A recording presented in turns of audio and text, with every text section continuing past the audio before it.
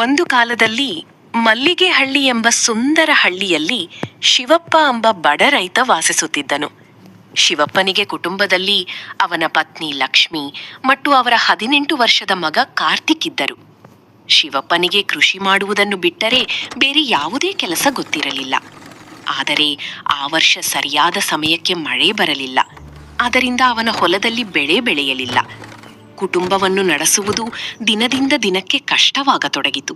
ಏನ್ರಿ ಶಿವಪ್ಪ, ಇಂದು ಮನೆಯಲ್ಲಿ ಅಕ್ಕಿ, ಬೇಳೆ, ಎಣ್ಣೆ ಯಾವುದೂ ಉಳಿದಿಲ್ಲ. ಮಕ್ಕಳಿಗೆ ಊಟ ಮಾಡಿಕೊಡಲು ಕೂಡ ಏನೂ ಇಲ್ಲ. ನನ್ಗೂ ಗೊತ್ತಿದೆ ಲಕ್ಷ್ಮಿ, ಹೊಲದಲ್ಲಿ ಬೆಳೆ ಆಗಿದ್ರೆ ಈ ಪರಿಸ್ಥಿತಿ ಬರ್ತಿರ್ಲಿಲ್ಲ. ಏನ್ ಮಾಡ್ಬೇಕು ಅಂತ ಯೋಚಿಸ್ತಿದ್ದೇನೆ. ಅಪ್ಪ, ನೀವು ಚಿಂತಿಸ್ಬೇಡಿ, ನಾನು ನಿಮ್ ಜೊತೆಗೆ ಕೆಲಸ ಮಾಡ್ತೇನೆ. ನಮ್ಮ ಕುಟುಂಬದ ಕಷ್ಟವನ್ನ ನಾವು ಒಟ್ಟಿಗೆ ಎದುರಿಸೋಣ. ಇಲ್ಲ ಮಗನೇ, ನೀನು ಚೆನ್ನಾಗಿ ಓದು, ನಿನ್ನ ಭವಿಷ್ಯ ಚೆನ್ನಾಗಿರ್ಬೇಕು. ನಾನೇನಾದ್ರೂ ಕೆಲಸ ಹುಡುಕಿ ನಮ್ಮ ಕುಟುಂಬವನ್ನು ನೋಡಿಕೊಳ್ಳುತ್ತೇನೆ. ಏನಾದ್ರೂ ಮಾಡಿ ಮನೆಗೆ ದಿನಸಿ ತಂದುಕೊಡಿ. ನನಗೀಗ ಏನ್ ಮಾಡ್ಬೇಕು ಅಂತವೇ ಅರ್ಥವಾಗ್ತಿಲ್ಲ. ಲಕ್ಷ್ಮಿ, ನೀನು ಚಿಂತಿಸಬೇಡ, ದೇವರು ದಾರಿ ತೋರಿಸುತ್ತಾನೆ. ನಾನೇನಾದ್ರೂ ಕೆಲಸ ಹುಡುಕಿ ಬರುತ್ತೇನೆ. ಹೀಗೆ ಹೇಳಿ ಶಿವಪ್ಪ ಮನೆಯಿಂದ ಹೊರಟನು.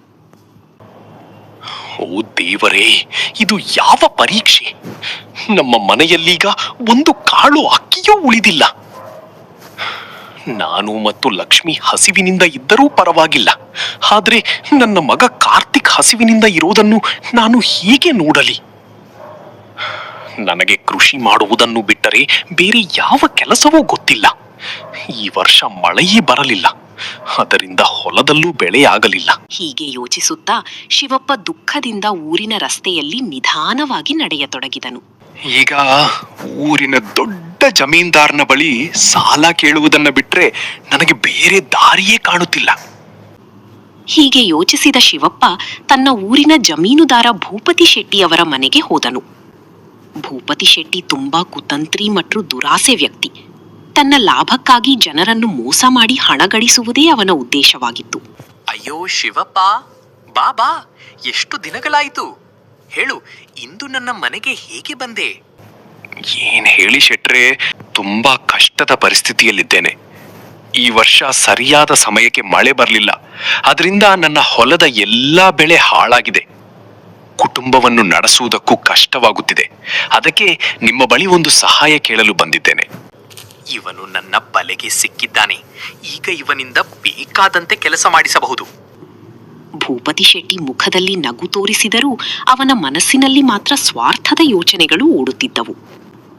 ಹೊಲದ ಎಲ್ಲಾ ಬೆಳೆ ನಾಶವಾಗಿತ್ತು. ಮನೆಯಲ್ಲಿ ಒಂದು ಕಾಳು ಅಕ್ಕಿಯೂ ಉಳಿದಿರಲಿಲ್ಲ. ಆದ್ದರಿಂದ ಶಿವಪ್ಪ ಜಮೀನುದಾರನ ಬಳಿ ಸಹಾಯ ಕೇಳಿದನು. ಶೆಟ್ರೆ, ಮನೆಯಲ್ಲಿ ಒಂದು ಕಾಳು ಅಕ್ಕಿಯೂ ಇಲ್ಲ. ಅದಕ್ಕೆ ನಿಮ್ಮ ಬಳಿ ಸ್ವಲ್ಪ ಹಣ ಸಾಲವಾಗಿ ಕೇಳಲು ಬಂದಿದ್ದೇನೆ. ಅಯ್ಯೋ ಶಿವಪ್ಪ, ಅದಕ್ಕೇಕೆ ಸಂಕೋಚ? ಕಷ್ಟದ ಸಮಯದಲ್ಲಿ ಒಬ್ಬರಿಗೊಬ್ಬರು ಸಹಾಯ ಮಾಡಬೇಕು. ಹೇಳು, ಎಷ್ಟು ಹಣ ಬೇಕು? ತುಂಬಾ ಧನ್ಯವಾದಗಳು ಶೆಟ್ರೆ, ಆದ್ರೆ ನನಗೆ ಹೆಚ್ಚು ಹಣ ಬೇಡ. ಸಂಕೋಚ ಪಡಬೇಡ, ನಿನಗೆ ಎಷ್ಟು ಬೇಕೋ ಅಷ್ಟು ಕೊಡುತ್ತೇನೆ. ನನಗೆ 1500 ರೂಪಾಯಿ ಕೊಟ್ರೆ ಸಾಕು. ಅದರಿಂದ ಮನೆಯ ದಿನಸಿ ತೆಗೆದುಕೊಂಡು ಕೆಲವು ದಿನ ಕುಟುಂಬವನ್ನು ನೋಡಿಕೊಳ್ಳಬಹುದು. 1500 ರೂಪಾಯಿ ಮಾತ್ರ ಕೇಳುತ್ತಿದ್ದಾನ?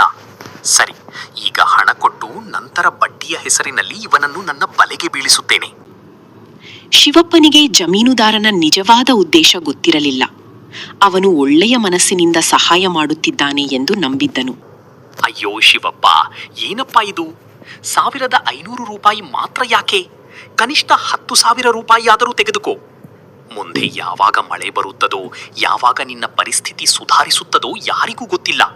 ಕೈಯಲ್ಲಿ ಸ್ವಲ್ಪ ಹೆಚ್ಚು ಹಣ ಇದ್ದರೆ ನಿನಗೂ ಅನುಕೂಲ. ಹೀಗೆ ಹೇಳಿದ ಭೂಪತಿ ಶೆಟ್ಟಿ ಹೊರಗೆ ಸಹಾನುಭೂತಿ ತೋರಿಸಿದರೂ ಅವನ ಮನಸ್ಸಿನಲ್ಲಿ ಬೇರೆ ಲೆಕ್ಕವೇ ನಡೆಯುತ್ತಿತ್ತು. ಇವನು ಕಡಿಮೆ ಹಣ ತೆಗೆದುಕೊಂಡರೆ ನನಗೆ ಬಡ್ಡಿಯೂ ಕಡಿಮೆ ಆಗುತ್ತದೆ. ಹೆಚ್ಚು ಹಣ ತೆಗೆದುಕೊಂಡಷ್ಟು ನನಗೆ ಅತ್ತ ಶಿವಪ್ಪ ಕೂಡ ಗೊಂದಲಕ್ಕೆ ಒಳಗಾದನು. ಈಗ ನಾನು ಏನ್ ಮಾಡಲಿ? ಶೆಟ್ಟರು ಹೇಳುವುದು ಸರಿಯನ್ಸತ್ತಿದೆ. ದೇವರು ಯಾವಾಗ ನಮ್ಮಂಥ ಬಡವರ ಮೇಲೆ ಕರುಣೆ ತೋರಿಸುತ್ತಾನೋ ಗೊತ್ತಿಲ್ಲ. ಹೇಳುವುದು ಸರಿಯನ್ಸತ್ತಿದೆ. ದೇವರು ಯಾವಾಗ ನಮ್ಮಂಥ ಬಡವರ ಮೇಲೆ ಕರುಣೆ ತೋರಿಸುತ್ತಾನೋ ಗೊತ್ತಿಲ್ಲ. ಮುಂದೆ ಇನ್ನೂ ಕಷ್ಟ ಬಂದರೆ ಬಹುಶಃ ಸ್ವಲ್ಪ ಹೆಚ್ಚು ಹಣ ತೆಗೆದುಕೊಂಡರೆ ಒಳ್ಳೆದೇ ಇರಬಹುದು. ಹೀಗೆ ಯೋಚಿಸುತ್ತಾ ಶಿವಪ್ಪ ಒಂದು ನಿರ್ಧಾರಕ್ಕೆ ಬರಲು ಪ್ರಯತ್ನಿಸಿದನು. ಸರಿ ಶೆಟ್ರೆ, ಹಾಗಿದ್ದರೆ 10,000 ರೂಪಾಯಿ ಸಾಲವಾಗಿ ತೆಗೆದುಕೊಳ್ಳುತ್ತೇನೆ. ಆದರೆ ಒಂದು ವಿಷಯ ಹೇಳಿ, 10,000ಕ್ಕೆ ತಿಂಗಳಿಗೆ ಎಷ್ಟು ಬಡ್ಡಿ ಕೊಡಬೇಕು? ನೋಡು ಶಿವಪ್ಪ, ಸಾಮಾನ್ಯವಾಗಿ 10,000 ರೂಪಾಯಿಗೆ ತಿಂಗಳಿಗೆ 10% ಬಡ್ಡಿ ತೆಗೆದುಕೊಳ್ಳುತ್ತೇನೆ. ಆದರೆ ನೀನು ನಮ್ಮ ಊರಿನವನೇ, ನಿನ್ನಿಂದ ಅಷ್ಟು ತೆಗೆದುಕೊಳ್ಳುವುದಿಲ್ಲ. ನಿನಗೆ ವಿಶೇಷವಾಗಿ ತಿಂಗಳಿಗೆ 8% ಬಡ್ಡಿ ಸಾಕು. ಓ ದೇವರೇ, ತಿಂಗಳಿಗೆ 8% ಬಡ್ಡಿ ಅಂದ್ರೆ ತುಂಬಾ ಜಾಸ್ತಿ ಅಲ್ಲವೇ?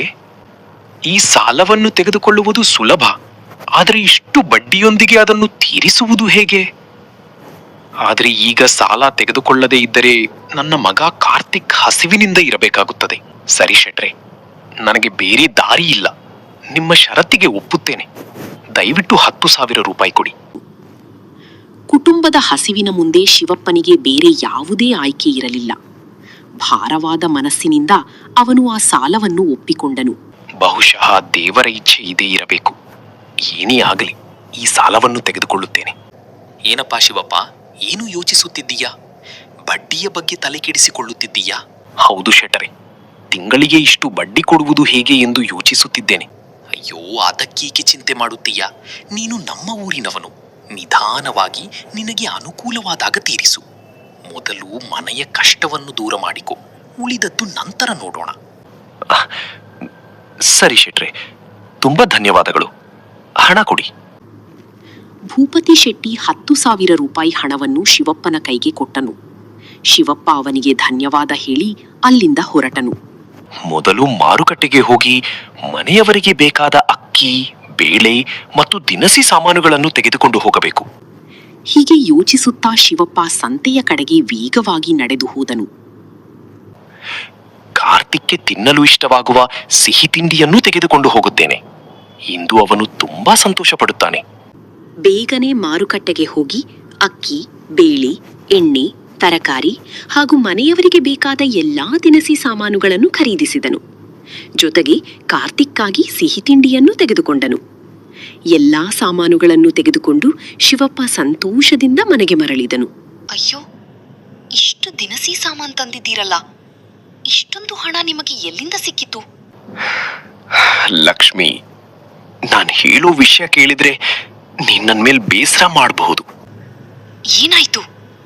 ನಿಜ ಹೇಳಿ. ನನ್ಗೆ ಬೇರೆ ದಾರಿ ಕಾಣಿಸಲಿಲ್ಲ. ಅದಕ್ಕೆ ಭೂಪತಿ ಶೆಟ್ಟಿಯವರ ಬಳಿ 10,000 ರೂಪಾಯಿ ಸಾಲವಾಗಿ ತಂದಿದ್ದೇನೆ. ಏನು? ಜಮೀನುದಾರನ ಬಳಿ ಸಾಲ ತೆಗೆದುಕೊಂಡಿದ್ದೀರಾ? ಹೌದು, ಆದ್ರೆ ಚಿಂತಿಸಬೇಡ. ನಾನು ಇನ್ನಷ್ಟು ಕಷ್ಟಪಟ್ಟು ದುಡಿದು ಆ ಸಾಲವನ್ನ ಖಂಡಿತ ತೀರಿಸ್ತೇನೆ. ಶಿವಪ್ಪನ ಮಾತು ಕೇಳಿದ ಲಕ್ಷ್ಮಿಯ ಮನಸ್ಸಿನಲ್ಲಿ ಸಂತೋಷಕ್ಕಿಂತ ಚಿಂತೆಯೇ ಹೆಚ್ಚಾಯಿತು.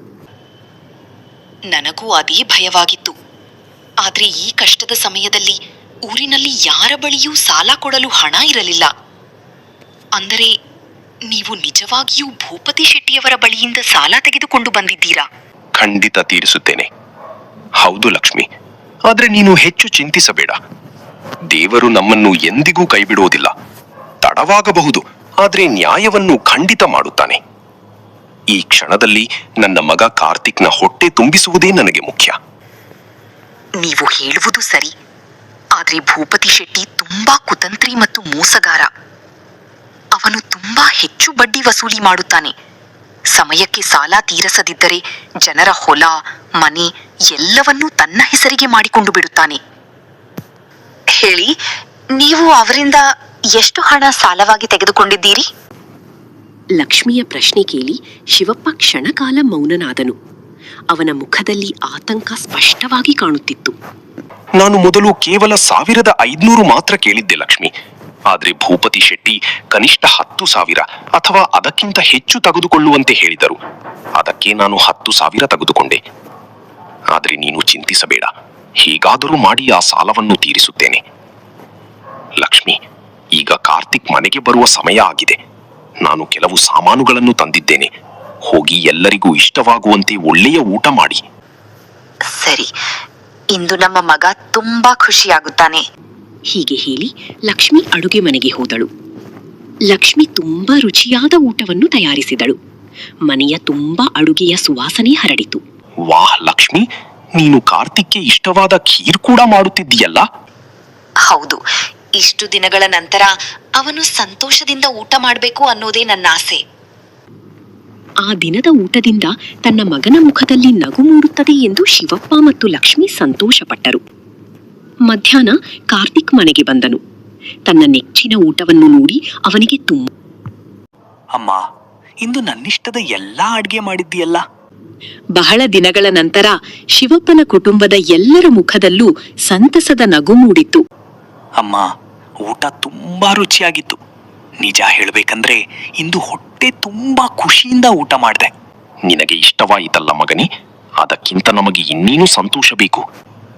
ಅಪ್ಪ, ನನ್ನ ಸ್ನೇಹಿತ ಮಹೇಶ್ ಇಂದು ತನ್ನ ಮನೆಗೆ ಬರಲು ಹೇಳಿದ್ದಾನೆ. ಅವನು ಇಂದು ತನ್ನ ಅಪ್ಪನನ್ನು ನನಗೆ ಪರಿಚಯ ಮಾಡಿಸುತ್ತೇನೆ ಎಂದಿದ್ದಾನೆ. ಹಾಗಾಗಿ ನಾನು ಈಗ ಅಲ್ಲಿಗೆ ಹೋಗಿ 1-2 ಗಂಟೆಯಲ್ಲಿ ವಾಪಸ್ ಬರ್ತೇನೆ. ಸರಿ ಮಗನೇ, ಜಾಗ್ರತೆಯಿಂದ ಹೋಗು, ಜಾಗ್ರತೆಯಿಂದಲೇ ವಾಪಸ್ ಬಾ. ಹೌದು ಮಗ, ದಾರಿಯಲ್ಲಿ ಎಚ್ಚರಿಕೆಯಿಂದಿರು. ಬೇಗ ಮನೆಗೆ ಬಾ. ಸರಿ ಅಪ್ಪ, ನೀವು ಚಿಂತಿಸಬೇಡಿ. ನಾನು ಜಾಗ್ರತೆಯಿಂದ ಹೋಗಿ ಜಾಗ್ರತೆಯಿಂದಲೇ ವಾಪಸ್ ಬರ್ತೇನೆ. ಹೀಗೆ ಹೇಳಿದ ಕಾರ್ತಿಕ್ ತನ್ನ ಸ್ನೇಹಿತನ ಮನೆಗೆ ಹೊರಟನು. ಆದರೆ ಅವನಿಗೆ ಮುಂದೆ ಏನು ಕಾದಿದೆಯೋ ಎಂಬುದು ಯಾರಿಗೂ ತಿಳಿದಿರಲಿಲ್ಲ. ಹೀಗೆ ಹೇಳಿದ ಕಾರ್ತಿಕ್ ಮನೆಯಿಂದ ಹೊರಟನು. ದೇವ್ರೇ, ಈ ವರ್ಷ ನಮ್ಮ ಹೊಲದಲ್ಲಿ ಸರಿಯಾಗಿ ಬೆಳೆ ಬರಲಿಲ್ಲ ಎಂಬುದು ನನಗೆ ಗೊತ್ತಿದೆ. ನನ್ನಿಗಾಗಿ ಮಾತ್ರ ಅಪ್ಪ ಇಷ್ಟು ಕಷ್ಟಪಟ್ಟು ಹಣದ ವ್ಯವಸ್ಥೆ ಮಾಡಿದ್ದಾರೆ. ನನ್ನ ಅಪ್ಪ ಅಮ್ಮನ ಎಲ್ಲಾ ಕಷ್ಟಗಳು ಬೇಗ ದೂರವಾಗುವಂತೆ ಆಶೀರ್ವದಿಸಿ. ನಾನು ಚೆನ್ನಾಗಿ ಓದಿ ದುಡಿದು ಅವರ ಎಲ್ಲಾ ಸಾಲಗಳನ್ನು ತೀರಿಸುವಂತಹ ಮಗನಾಗುವ ಶಕ್ತಿ ಕೊಡಿ. ಹೀಗೆ ದೇವರನ್ನು ಪ್ರಾರ್ಥಿಸುತ್ತಾ ಕಾರ್ತಿಕ್ ತನ್ನ ಸ್ನೇಹಿತ ಮಹೇಶ್ನ ಮನೆಗೆ ತಲುಪಿದನು. ಅವನ ಸ್ನೇಹಿತ ಮಹೇಶ್ ಅವನಿಗಾಗಿ ಕಾಯುತ್ತಾ ನಿಂತಿದ್ದನು. ಅಯ್ಯೋ ಕಾರ್ತಿಕ್, ಬಂದ್ಯಾ? ಬಾ, ಒಳಗೆ ಬಾ. ನನ್ನಪ್ಪ ನಿನ್ನನ್ನು ಭೇಟಿಯಾಗಲು ಬಹಳ ಹೊತ್ತಿನಿಂದ ಕಾಯುತ್ತಿದ್ದಾರೆ. ಆದರೆ ಮಹೇಶ್, ನಿಮ್ಮ ಅಪ್ಪ ನನ್ನನ್ನು ಯಾಕೆ ಭೇಟಿಯಾಗಬೇಕು? ಅದನ್ನು ನೀನೇ ಒಳಗೆ ಬಂದು ಅವರನ್ನೇ ಕೇಳು. ಮಹೇಶ್ನ ಮನೆ ಊರಿನಲ್ಲೇ ದೊಡ್ಡದು ಮತ್ತು ಸುಂದರವಾಗಿತ್ತು. ಅವನ ಮನೆಯಲ್ಲಿ ಅವನ ತಂದೆ ರಾಘವೇಂದ್ರ ಮತ್ತು ತಾಯಿ ಸಾವಿತ್ರಿ ವಾಸಿಸುತ್ತಿದ್ದರು. ಕಾರ್ತಿಕ್ಗೆ ಏನಾಗಲಿದೆ ಎಂಬ ಕುತೂಹಲ ಹೆಚ್ಚಾಯಿತು. ರಾಘವೇಂದ್ರ ಅವರು ಏನು ಮಾತನಾಡಲಿದ್ದಾರೆ ಎಂಬುದನ್ನು ತಿಳಿಯಲು ಅವನು ಶಾಂತವಾಗಿ ಕುಳಿತನು. ಮಹೇಶ್ ಈಗಾಗಲೇ ತನ್ನ ತಂದೆ ರಾಘವೇಂದ್ರ ಅವರಿಗೆ ಕಾರ್ತಿಕ್ನ ಕುಟುಂಬದ ಬಗ್ಗೆ ಎಲ್ಲವನ್ನೂ ಹೇಳಿದ್ದನು. ಅಪ್ಪ, ನಾನು ಹೇಳಿದ್ದ ನನ್ನ ಸ್ನೇಹಿತ ಕಾರ್ತಿಕ್ ಇವನೇ. ಅಪ್ಪ, ಕಾರ್ತಿಕ್ನಪ್ಪ ಶಿವಪ್ಪ ತುಂಬಾ ಕಷ್ಟಪಟ್ಟು ದುಡಿಯುತ್ತಾರೆ. ದಿನವಿಡೀ ಹೊಲದಲ್ಲಿ ಕೆಲಸ ಮಾಡ್ತಾರೆ. ಆದರೆ ಹಣದ ಕೊರತೆಯಿಂದ ಅವರ ಕುಟುಂಬ ತುಂಬಾ ಸಂಕಷ್ಟದಲ್ಲಿದೆ. ಬಾ ಮಗ ಕಾರ್ತಿಕ್. ನಮಸ್ಕಾರ ಅಂಕಲ್. ನಮಸ್ಕಾರ ಆಂಟಿ. ನಾನು ಚೆನ್ನಾಗಿದ್ದೇನೆ. ನೀವೆಲ್ಲರೂ ಹೇಗಿದ್ದೀರಿ? ಚೆನ್ನಾಗಿದ್ದೇವಿ ಮಗ. ನೀನ್ ಯಾವಾಗ್ಲೂ ಹೀಗೆ ಸಂತೋಷವಾಗಿರು. ನಿನ್ ಬಗ್ಗೆ ಮಹೇಶ್ ತುಂಬಾ ಒಳ್ಳೆಯ ಮಾತುಗಳನ್ನ ಹೇಳಿದ್ದಾನೆ. ಕುಳಿತುಕೋ, ನಿನ್ ಜೊತೆ ಸ್ವಲ್ಪ ಮಾತನಾಡಬೇಕು. ಸುಮಾರು 10 ನಿಮಿಷಗಳ ಕಾಲ ರಾಘವೇಂದ್ರ ಮತ್ತು ಸಾವಿತ್ರಿ ಕಾರ್ತಿಕ್ನ ಓದು, ಕುಟುಂಬ ಮತ್ತು ಅವನ ಕನಸುಗಳ ಬಗ್ಗೆ ಆತ್ಮೀಯವಾಗಿ ಮಾತನಾಡಿದರು. ಮಹೇಶ್ ನಿನ್ ಬಗ್ಗೆ ತುಂಬಾ ಒಳ್ಳೆಯ ಮಾತುಗಳನ್ನ ಹೇಳಿದ್ದಾನೆ. ನೀನು ತುಂಬಾ ಒಳ್ಳೆಯ ಹುಡುಗ ಅಂತ ಕೇಳಿದ್ದೆ. ಕಾರ್ತಿಕ್, ನೀನು ತುಂಬಾ ಬುದ್ಧಿವಂತ ಮತ್ತು ಒಳ್ಳೆಯ ಹುಡುಗ. ಧನ್ಯವಾದಗಳು ಅಂಕಲ್. ನಾನು ನನ್ನ ಅಪ್ಪ ಅಮ್ಮನ ಕನಸುಗಳನ್ನು ಈಡೇರಿಸಲು ಚೆನ್ನಾಗಿ ಓದಿ ದೊಡ್ಡವನಾಗಬೇಕು ಅನ್ನೋದೇ ನನ್ನ ಆಸೆ. ಕಾರ್ತಿಕ್ನ ಮಾತುಗಳನ್ನು ಕೇಳಿದ ರಾಘವೇಂದ್ರ ಮತ್ತು ಸಾವಿತ್ರಿ ಒಬ್ಬರ ಮುಖವನ್ನು ಮತ್ತೊಬ್ಬರು ನೋಡಿಕೊಂಡರು. ಅವರ ಮನಸ್ಸಿನಲ್ಲಿ ಒಂದು ಮಹತ್ವದ ನಿರ್ಧಾರ ಮೂಡತೊಡಗಿತು. ಕಾರ್ತಿಕ್ನ ಮಾತುಗಳು ರಾಘವೇಂದ್ರ ಅವರ ಮನಸ್ಸನ್ನು ಮುಟ್ಟಿದವು. ಅವನ ಸರಳತೆ ಮತ್ತು ಒಳ್ಳೆಯ ಗುಣಗಳನ್ನು ನೋಡಿ ಅವರು ತುಂಬಾ ಸಂತೋಷಪಟ್ಟರು. ನಾಳೆಯಿಂದ ಪ್ರತಿದಿನ ಶಾಲೆ ಮುಗಿದ ನಂತರ ಊಟ ಮಾಡಿ ನೇರವಾಗಿ ನಮ್ಮನೆಗೆ ಬಾ. ಸರಿ ಅಂಕಲ್, ಬರುತ್ತೇನೆ. ಆದರೆ ಶಾಲೆಯ ನಂತರ ಮನೆಯಲ್ಲೂ ನನಗೆ ಸ್ವಲ್ಪ ಕೆಲಸಗಳಿರುತ್ತವೆ. ಅದನ್ನೆಲ್ಲ ನೀನು ಯೋಚಿಸ್ಬೇಡ ಮಗ. ಇಲ್ಲ, ಒಂದು ಕೆಲಸ ಮಾಡೋಣ. ನಾಳೆ ನಾನೇ ನಿಮ್ಮನೆಗೆ ಬರುತ್ತೇನೆ. ನಮ್ಮ ಮನೆಗ ಅಂಕಲ್? ಹೌದು ಮಗ, ನಿನ್ನ ಅಪ್ಪ ಶಿವಪ್ಪ ಅವರನ್ನೂ ಭೇಟಿಯಾಗುತ್ತೇನೆ. ನಿನ್ನ ಜೊತೆಯೂ ಸ್ವಲ್ಪ ಮುಖ್ಯವಾಗಿ ಮಾತನಾಡಬೇಕು. ಸರಿ ಅಂಕಲ್, ನಾನು ಅಪ್ಪ ಅಮ್ಮನಿಗೆ ಹೇಳುತ್ತೇನೆ.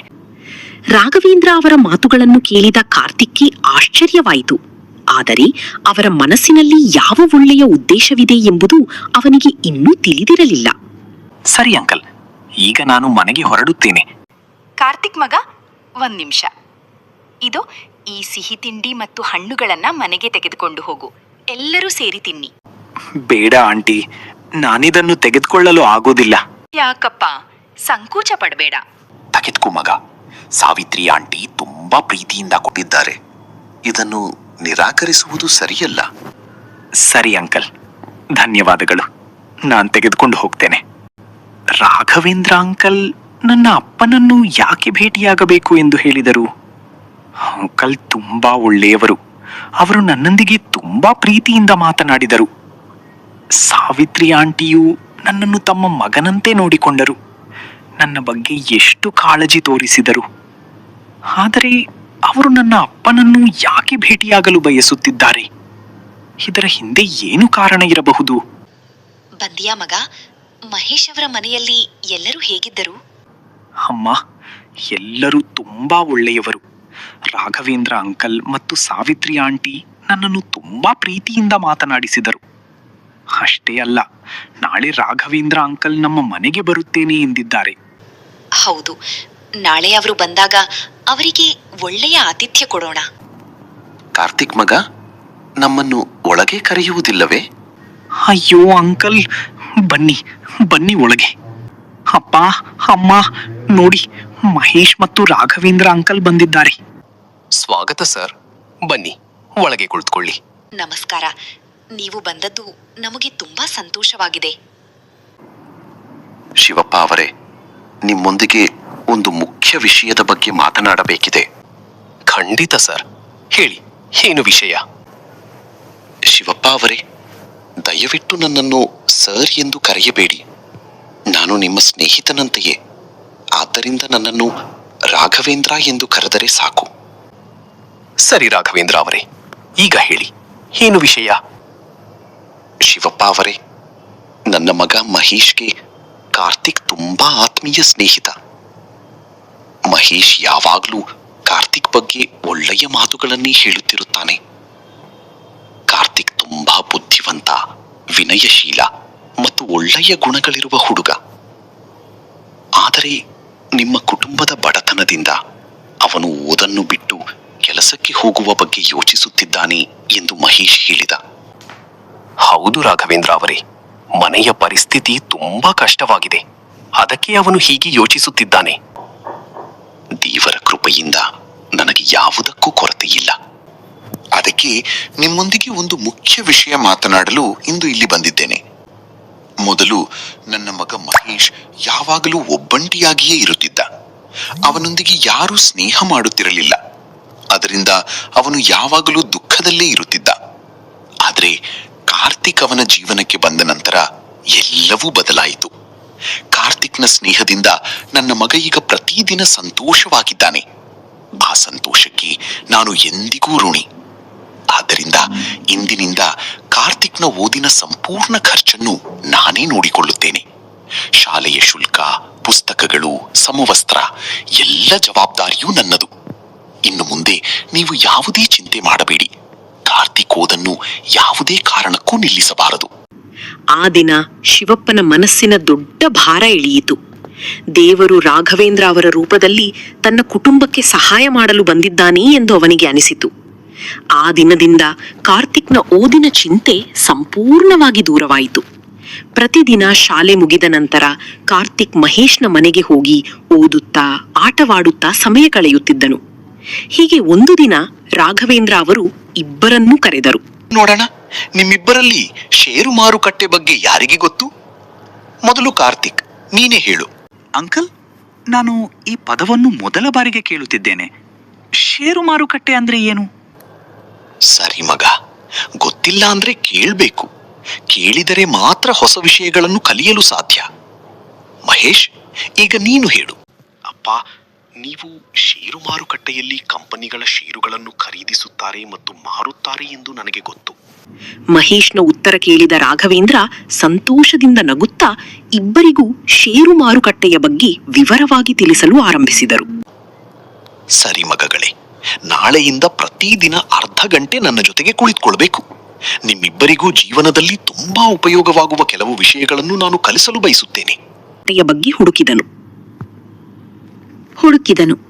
ಅಲ್ಲಿ ಕಂಡ ಮಾಹಿತಿಯನ್ನು ನೋಡಿ ಅವನಿಗೆ ಆಶ್ಚರ್ಯವಾಯಿತು. ಇಂತಹ ರೀತಿಯಲ್ಲೂ ಹಣ ಸಂಪಾದಿಸಬಹುದು ಎಂಬುದು ಅವನಿಗೆ ಹೊಸ ವಿಷಯವಾಗಿತ್ತು. ಮರುದಿನ ಎಂದಿನಂತೆ ಕಾರ್ತಿಕ್ ಮತ್ತು ಮಹೇಶ್ ರಾಘವೇಂದ್ರ ಅವರ ಬಳಿಗೆ ಬಂದರು. ಅಂಕಲ್, ನಿನ್ನೆ ನಾನು ಗೂಗಲ್ನಲ್ಲಿ ಷೇರು ಮಾರುಕಟ್ಟೆಯ ಬಗ್ಗೆ ಹುಡುಕಿದ್ದೆ. ಅಲ್ಲಿ ಜನರು ಷೇರು ಮಾರುಕಟ್ಟೆಯಿಂದ ಹಣ ಸಂಪಾದಿಸಬಹುದು ಎಂದು ಬರೆದಿತ್ತು. ಅದು ನಿಜವೇ ಅಂಕಲ್? ನಿಜವಾಗಿಯೂ ಅಲ್ಲಿಂದ ಹಣ ಸಂಪಾದಿಸಬಹುದೇ? ಹೌದು ಮಗ, ಸಂಪಾದಿಸಬಹುದು. ಆದರೆ ಅದಕ್ಕೆ ಸರಿಯಾದ ಜ್ಞಾನ, ತಾಳ್ಮೆ ಮತ್ತು ಅನುಭವ ಬಹಳ ಮುಖ್ಯ.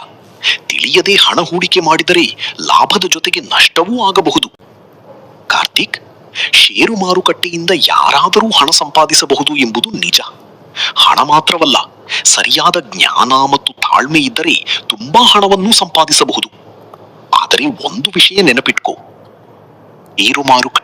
ಒಂದು ವಿಷಯ ನೆನಪಿಟ್ಕೋ, ಹೊರಗಿನಿಂದ ನೋಡಲು ಎಲ್ಲವೂ ತುಂಬಾ ಸುಲಭವಾಗಿ ಕಾಣುತ್ತದೆ. ಆದರೆ ನಿಜ ಜೀವನದಲ್ಲಿ ಅದು ಅಷ್ಟು ಸುಲಭವಲ್ಲ. ಅಂಕಲ್, ನಿಮ್ಮ ಮಾತು ನನಗೆ ಸರಿಯಾಗಿ ಅರ್ಥವಾಗಲಿಲ್ಲ. ನೀವು ಹೇಳಲು ಬಯಸುತ್ತಿರುವುದು ಏನು? ಹೇಳ್ತೇನೆ. ನಾನು ಮೇಲಿನ ಕೋಣೆಗೆ ಹೋಗ್ತಿದ್ದೇನೆ. ನೀನು ಮಹೇಶ್ನನ್ನು ಕರೆದುಕೊಂಡು ಅಲ್ಲಿಗೆ ಬಾ. ಅಲ್ಲಿ ನಿಮಗೆ ಷೇರು ಮಾರುಕಟ್ಟೆ ಎಂದರೇನು, ಹೇಗೆ ಕೆಲಸ ಮಾಡುತ್ತದೆ ಮತ್ತು ಅದರಲ್ಲಿ ಯಶಸ್ವಿಯಾಗಲು ಏನು ಮಾಡಬೇಕು ಎಂಬುದನ್ನು ಸಂಪೂರ್ಣವಾಗಿ ವಿವರಿಸುತ್ತೇನೆ. ಸರಿಯಪ್ಪ, ನಾವು ಈಗಲೇ ಬರ್ತೇವೆ. ಸರಿ ಅಂಕಲ್, ನನಗೆ ಎಲ್ಲವನ್ನೂ ಕಲಿಯುವ ಆಸೆ ಇದೆ. ರಾಘವೇಂದ್ರ ಅವರ ಉತ್ತರ ಕೇಳಿದ ಕಾರ್ತಿಕ್ಗೆ ಷೇರು ಮಾರುಕಟ್ಟೆಯ ಬಗ್ಗೆ ಇನ್ನಷ್ಟು ತಿಳಿದುಕೊಳ್ಳುವ ಆಸಕ್ತಿ ಮತ್ತಷ್ಟು ಹೆಚ್ಚಾಯಿತು. ಹೀಗೆ ಕಾರ್ತಿಕ್ ಮತ್ತು ಮಹೇಶ್ ರಾಘವೇಂದ್ರ ಅವರ ಹಿಂದೆ ಮೇಲಿನ ಕೋಣೆಯ ಕಡೆ ನಡೆದರು. ಅವರ ಜೀವನಕ್ಕೆ ಹೊಸ ದಿಕ್ಕು ತೋರಿಸುವ ಪಾಠ ಈಗ ಆರಂಭವಾಗಲಿತ್ತು.